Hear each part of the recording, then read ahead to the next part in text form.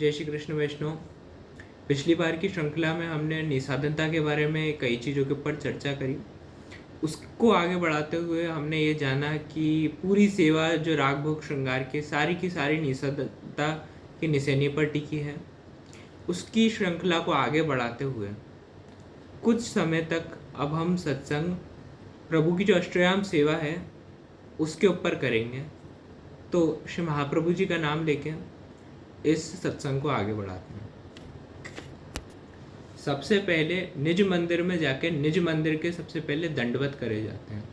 प्रभु जिस भी स्थान में विराजमान हो, हमारी जो भी व्यवस्था है उसके हिसाब से, चाहे वो छोटा सा आला हो, चाहे प्रभु का एक अलग से मंदिर हो, हम फ्लैट, अपार्टमेंट, घर, हवेली, जिस भी व्यवस्था में भगवान को जहाँ पे भी हमने रख रखा है वो अपने आप में गोलोक धाम है, क्योंकि प्रभु गोलोक धाम और ब्रजमंडल में भी ही सदैव विराजमान रहते हैं।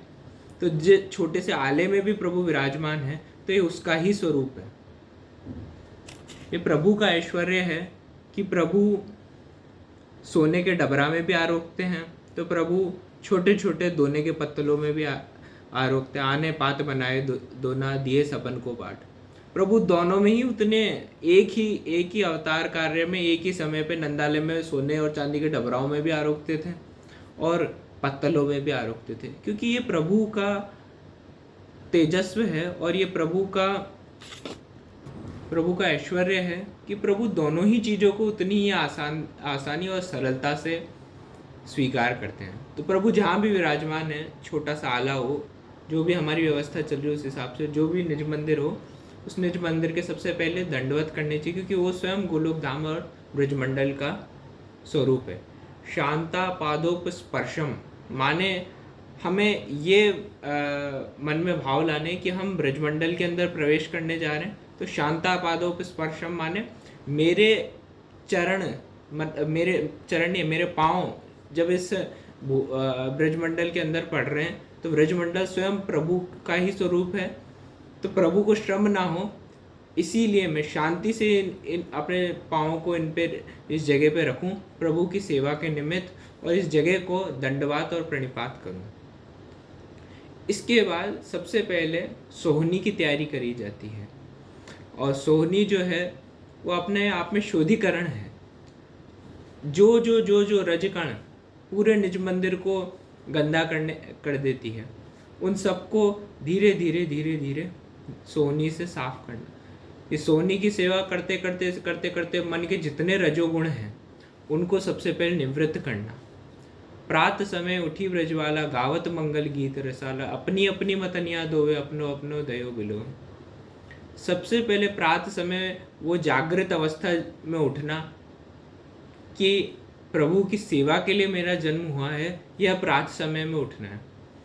गावत मंगल गीत रसले, गावत मंगल गीत जो है कोई ब्रज गोपिकाओं और ब्रज के ग्वाल बाल सब उठ के कोई झांझ बजीरे लेके नहीं बैठते थे। गावत मंगल गीत रसाला का मतलब श्री महाप्रभु जी और विठलेश प्रभु चरण, गोपीनाथ जी, गोसाई जी आदि आचार्यों का स्मरण कि जिनकी कृपा और जिनकी अनुकंपा से श्री गोवर्धन नाथ जी हमारे घर में विराजमान हैं, स्वयं निकुंज नायक हमारे घर को पवित्र कर रहे हैं इस कलिकाल में भी। ये उनके प्रति हमारा दंडवत है। सुबह सुबह गावत मंगल गीत रसल, अपने अपनी मतनिया दोवे, अपनो अपनो दयो बिलो। वैष्णव पूरी जिंदगी और पूरे दिन हम बस इसने ये करा उसने वो करा इन सब चीज़ों में ही व्यतीत करते हैं समय। सेवा में भी होते तो उस जगह पे क्या होता है, इस जगह पे क्या होता है, पूरे दिन हमारे दिमाग इतना टेक्निकली इक्विप्ड रहता है कि कुछ ना कुछ चलता ही रहता है। मगर जब सेवा में आने से पहले हम अपने मन के विश्लेषण में जाएं, वो ज़्यादा सार्थक होगा। तो इस सोनी की सेवा को करते करते सारे मन के रजोगुणों को हम साफ करते हैं।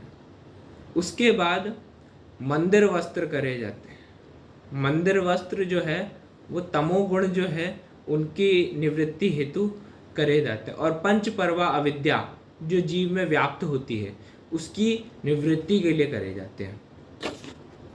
इसके बाद निज मंदिर की साज सज्जा को बदलने का क्रम होता है। सबसे पहले प्रभु के सिंहासन आदि जो हैं उनके ऊपर से कोई रजकण वगैरह जो लगे हैं उनको साफ करना, क्योंकि सिंहासन जो है स्वयं हृदय का स्वरूप माना जाता है, सिंहासन और शैया। तो हृदय को सबसे पहले कोमल और पवित्र बनाया जाए, स्वच्छ करा जाए, समय के हिसाब से मौसमानुकूल साज लगाए जाएं। ये साज जो हैं ये अपने आप में भक्तों के मन की दशा हैं, जो अपने आप में एक छटा खा खा के श्रीनाथ जी के सन्मुख साज बन के आती हैं। जिस प्रकार से दान के दिनों में प्रभु राजसिक सात्विक तामसिक प्रकार से गोपी जनों से दान लेते हैं, सात्विक प्रकार से प्रभु सहज में मांग के, राजसिक प्रकार से प्रभु झीना झपटी वो क्या बोलते हैं मनाकर, और तामसिक प्रकार से प्रभु छीना झपटी करके, जब तीनों प्रकार से प्रभु जीव की बुद्धि का वर्ण करते हैं, उसके बाद रात्रि में जिस प्रकार से सांझी भक्त के मन में के हृदय में अपने आप ब्रजमंडल की अलग अलग लीला स्थली प्रकट होने लगती हैं, उसी प्रकार से जितने साज होते हैं, इस साज अपने आप में भक्त के हृदय से प्रकट होने वाली अलग अलग भावनाएं हैं, जो कभी कमल की पिछवाई बन के आती हैं, कभी जरदोशी के साज बन के आते हैं, कभी मोतियों के साज बन के आते हैं, कभी छापा के वस्त्र बन के आते हैं, कभी भस्मा के वस्त्र बन के आते हैं, कभी लहरिया बन के आते हैं। ये सारे अपने आप में अलग अलग भाव। अगर उदाहरणतः लें तो अक्सर बधाई के दिनों में लहरिया के वस्त्र आते हैं, और ये लहरिया क्या है, एक उत्सव की लहर कि प्रभु का प्रागट्य होने वाला है। मन में उद्गार और मन में ये कहीं ना कहीं भावना प्रभु के प्रति समर्पण की कि अब प्रभु का प्रागट्य होने वाला है, ये साज का स्वरूप माना जाता है। इसके आगे की सेवा को हम अगली बार कंटिन्यू करेंगे। जय श्री कृष्ण।